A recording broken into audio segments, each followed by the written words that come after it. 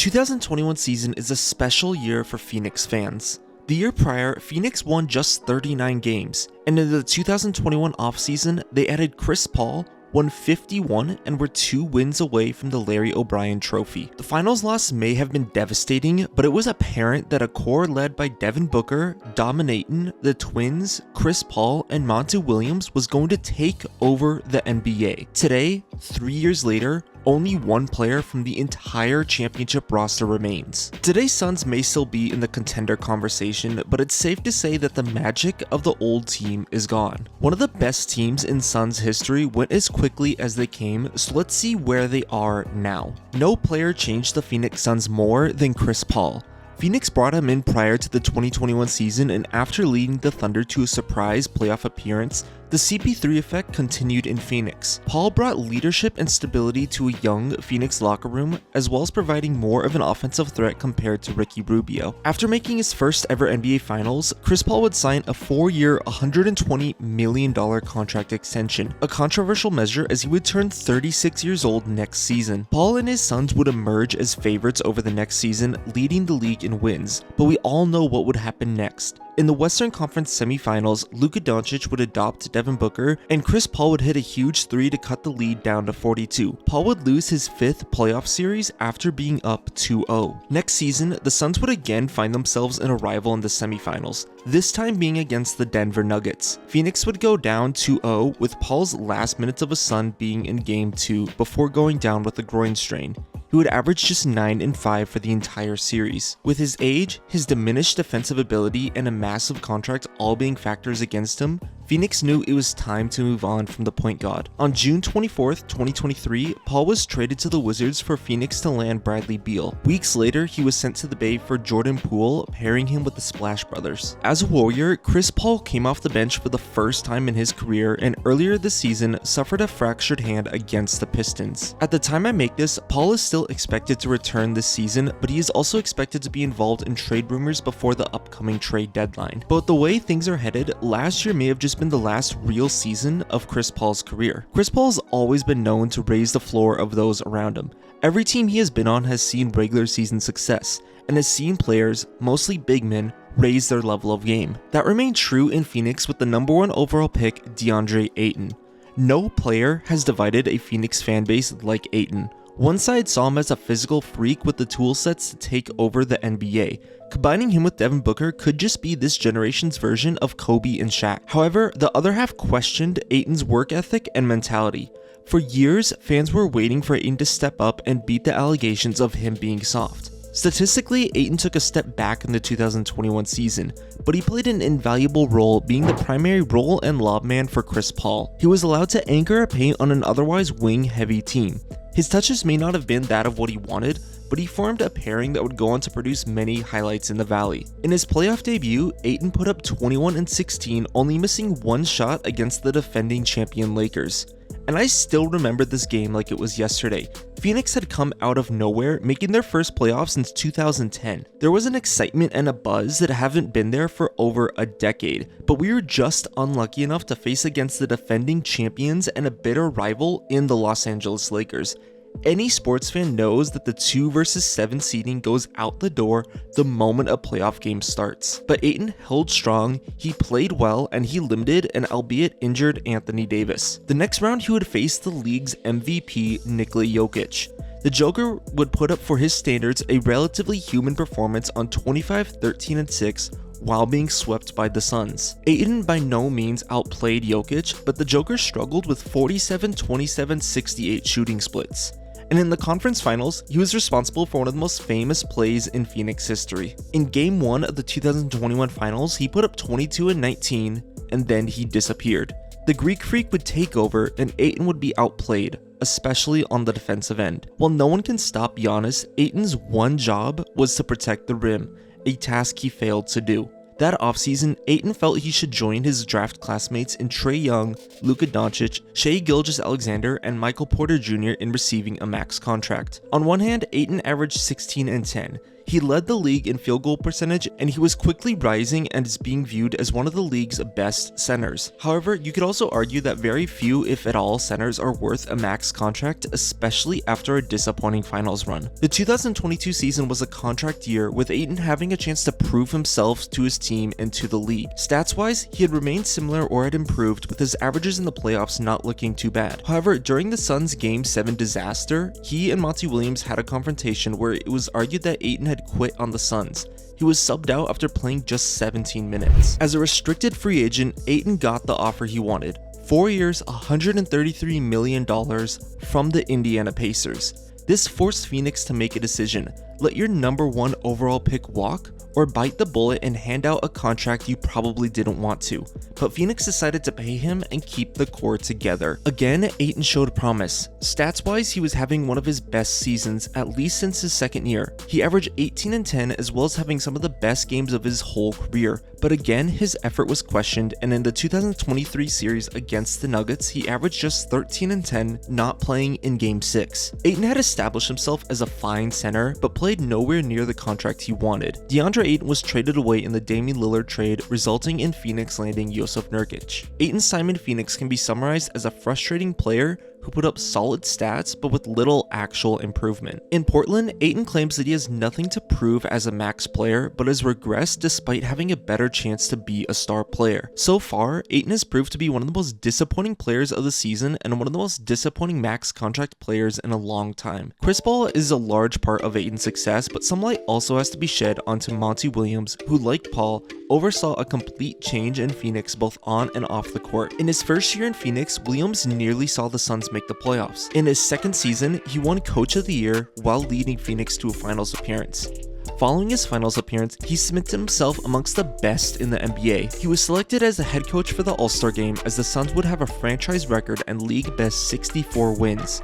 Williams would again win Coach of the Year. Something often overlooked with this team is the amount of time missed by stars in the 2022 season. Due to both COVID and injury, Booker missed 14 games, Paul missed 17, Ayton missed 24, Jay Crowder and Cameron Johnson combined to miss 33.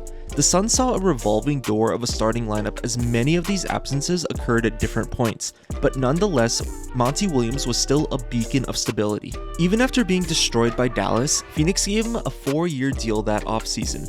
Williams' last season as a Sun would regress, with them just winning 45 games.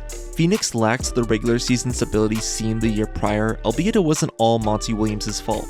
After Robert Sarver was forced to sell the team, the new Suns owner Matt Ishbia installed a win-now mentality, with one of his first moves to be trading the Twins for Kevin Durant. Due to injuries, Durant would only play 8 games in the regular season before the playoffs. This never gave us a true look of a Paul, Booker, Durant, and Ayton starting lineup, and it didn't give Monty Williams a lot of chance to work with his guys either. But still, Phoenix underperformed in the playoffs and Williams became the scapegoat.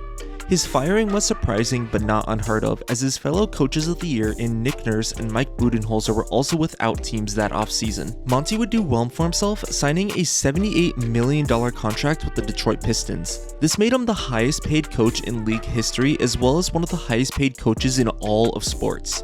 But in his first year, the Pistons have struggled much more than what anybody could imagine. His short tenure so far has seen Detroit with the longest losing streak in NBA history. However, wins and losses are never the best way to measure the impact of a deep rebuild. While his time so far in Detroit has been short, I hope it does last for a while. Like many other Suns fans, I will still always be rooting for Monty no matter where he is. Monty, Paul, Booker, and Ayton are the headliners of the 2021 Suns, but this team is nowhere without its depth, and its depth you can't mention without talking about the Twins. Coined by DA, Cameron Johnson and Mikal Bridges became known as the Twins for both being long wing players who could play defense and shoot the 3-ball. Following his finals appearance, Cameron Johnson showed improvements across the board and showed flashes of being a 3-level scorer. He averaged just 12 points per game in 2022, but that was not due to a lack of ability.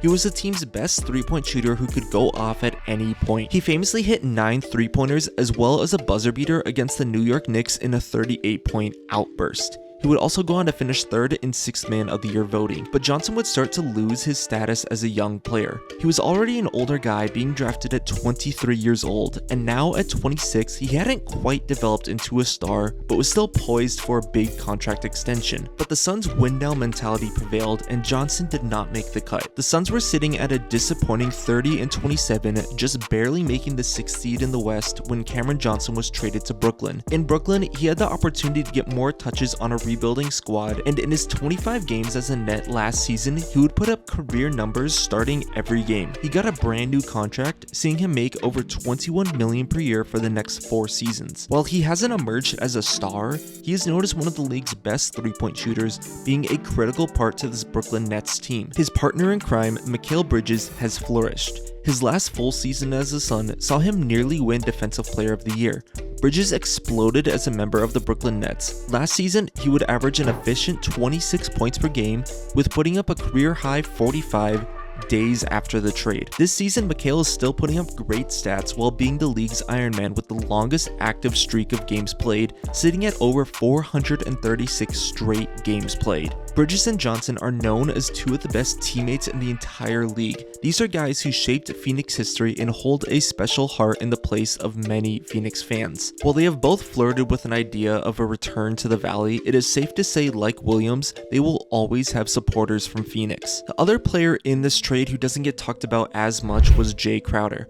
Crowder is less talked about during this era of Suns basketball, but in his 2 years in Phoenix, he would be a veteran wing who started the majority of games. Crowder was always known as a feisty player who was a heart of this Phoenix team. Following the Mavericks' loss, Crowder had felt disrespected by the Suns and their front office, and he announced that he was sitting out the season until he could be traded. Being a part of the Kevin Durant trade, Jay Crowder was eventually traded to the Milwaukee Bucks, and now being on a contender in Milwaukee, Crowder has another chance to win an NBA Finals ring. However, he has only played sparse minutes in this season due to injury. And Crowder wasn't the only Sun to be a part of the Milwaukee Bucks. During the 2021 season, Torrey Craig was traded from Phoenix to Milwaukee for cash considerations. Craig spent most of his time coming off of the bench, but was a solid rotational piece on a team with a ton of wing depth. He was known as a great defender and rebounder for his position, who averaged 35% from 3 for his career. Craig played sparse minutes coming off the bench in the finals, but he was an interesting case as no matter the outcome, he was an eligible ring member for both teams. After the finals, Torrey Craig signed with the Pacers, averaging 6 points in 20 minutes for a year in Indiana. To the delight of many Suns fans, Torrey Craig was traded back to Phoenix in February of 2022 for Jalen Smith. Craig would put up similar stats in his 2.5 seasons before signing with the Chicago Bulls this offseason. So far, Craig is averaging about 6 and 5 while shooting 38% from 3, but has played just 27 games due to a plantar fascia sprain. And since we're talking about the Pacers, let's talk about Jalen Smith. Smith was one of my favorite players during his short time in Phoenix. He was the 10th pick in the 2020 draft, but spent most of the season in the G League. He played all 6 finals games, averaging just 3 minutes played. And the next season, he was averaging 16 and 3 per 36 minutes coming off the bench in Phoenix. Smith was traded for Craig and was given a much bigger role in the 2022 season. In his 22 games played, he averaged 13 and 7, primarily playing behind Miles Turner. This season, he is averaging 10 and 5 in 17 minutes per game. But just like his time in Phoenix, he has been incredibly efficient per his 36-minute stats. At just 23 years old, Sticks is still a young player who will hopefully get his time in the limelight. And spending time coming off of the bench with Jalen Smith was Cameron Payne. Payne had bounced around the league before joining the Phoenix Suns, but found a consistent spot coming off the bench in Phoenix. He was always a bit of a controversial player with a funky looking jump shot. He could come off of the bench and provide an immediate spark, or he could shoot the team into a worser spot. He was almost the exact opposite of Chris Paul's stability. In the 2023 season, he started a career-high 15 games, mostly due to Paul missing time. Payne also scored a career postseason high 31 points in the Suns' Game 6 loss to the Nuggets. This offseason, he was traded to the Spurs for a protected second-round pick, only to then be waived.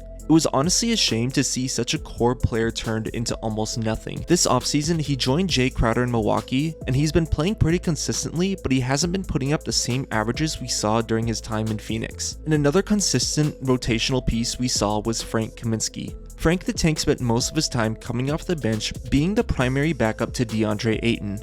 Being a 7-footer with a jump shot, he was one of the last archetypes of the slow, 3-point shooting big man. Kaminsky played 2 solid seasons in Phoenix until injuries took him out for the 22 season. After being waived by the Suns, Kaminsky had brief stints in Atlanta and Houston, but never saw the same playing time he did in Phoenix or Charlotte. The former College Player of the Year now plays in the Serbian Basketball League and the EuroLeague. Kaminsky wasn't the only foreign big man we saw in Phoenix, as along with the trade that gave the Suns Cameron Johnson in 2019, gave them Dario Saric. Saric, like Kaminsky, was primarily known for his ability to space the floor as a 4. He was a key bench player until an ACL tear in the finals ruled him out for the 22 season. Saric was traded in February of 2023 to the Thunder for Darius Bazley. Saric signed with the Warriors prior to the season, and he's been having a good year coming off the bench with even a few starts. He's been averaging 10 and 5, shooting 41% from 3 on about 4 attempts per game. And the last 2 pieces of the Suns team were guys who had short NBA careers. First was the Egyptian-American player Abdel Nader. Nader spent the last 2 seasons of his NBA career in Phoenix. The 2021 season would be the best of his career, albeit in just 24 games. Nader was waived in February of 2022 and wouldn't be seen until a few months ago, where he would sign with a team in the Australian NBL. And the last player to mention is Tyshawn Alexander. Alexander was an undrafted rookie before signing a 2-way contract with Phoenix in 2021. He would play just 15 games in his NBA career before being waived by Phoenix that August. Alexander spent 2 years playing basketball in Italy before playing with the Greensboro Swarm, the Charlotte Hornets G League team. Alexander was most recently traded to the Delaware Bluecoats, the Jazz farm team where he would win a G League title. Like every roster, the 2021 Suns had a few players who came and went in the league, but the Suns had amassed a plethora of strong role players that were special both on and off the court. This Phoenix team built the Valley, and they gave us the most relevant basketball in Phoenix since Steve Nash. I love having someone like Kevin Durant. Anyone would love having a top 15 player of all time on their team. But while this year's Suns team may have the star and the name power, they have yet to match the magic and the success provided by the 2021 squad. It is easy to wonder what if, but I can also sit and remember what was one of the best teams in Phoenix history. If you are still here, then thank you for watching, but that is it for this one, and I will catch you guys later.